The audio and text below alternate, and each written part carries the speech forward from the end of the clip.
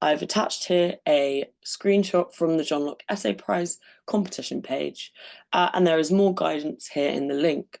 I would really recommend you read the website details in detail and have a look at the rules, have a look at the different questions, have a look at some of the example essays that they provide, because then you'll get a really good sense of what distinguishes a successful essay from a slightly less successful essay. And this is the junior prize. There are 6 questions, and today we are going to be talking about the 6th question about trusting 14-year-olds making decisions about their own bodies. What you'll notice about the junior prize, unlike the regular prize, is that there's less of a clear split between the subjects. So there's not necessarily a psychology, law, economics, and a history question, for example. They're slightly more generalized, which I think is interesting, and we will bear that in mind when we are writing our essay.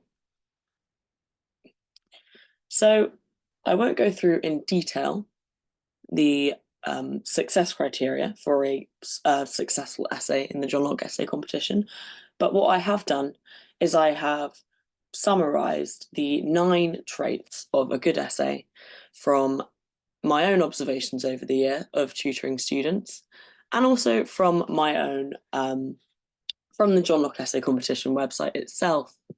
So I'll read them through very quickly. The first thing they're very keen to see is evidence that you are independently thinking and that you have independent thought.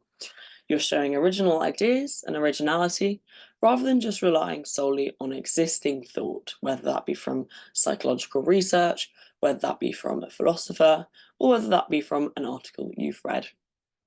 They want to see that you have a depth of knowledge and evidence that you've done lots of research from lots of different types of sources, be it video, article, explainer, etc. They want you to show some clear reasoning and presenting logical arguments in your essay that are coherent and also understandable.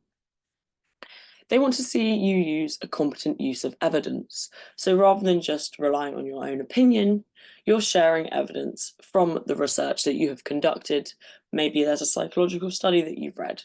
They want you to present that evidence and explain it in an effective manner, in a way that strengthens your argument overall.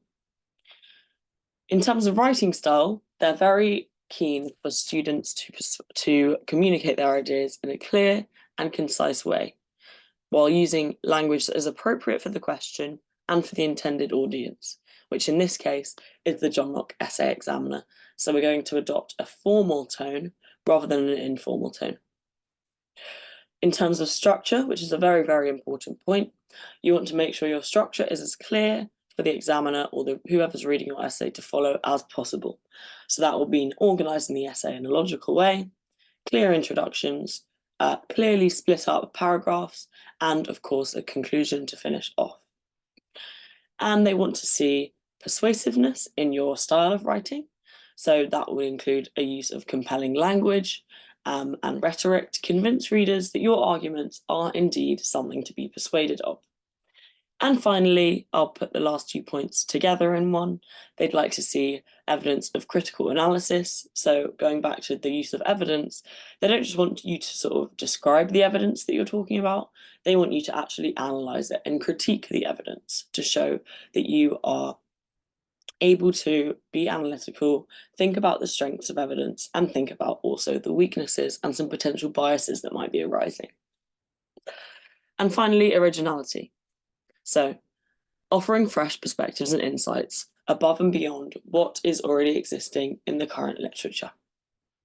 So those are the success criteria. I hope that is useful. I would definitely recommend coming back and reading this whilst you get into the writing process of the essay.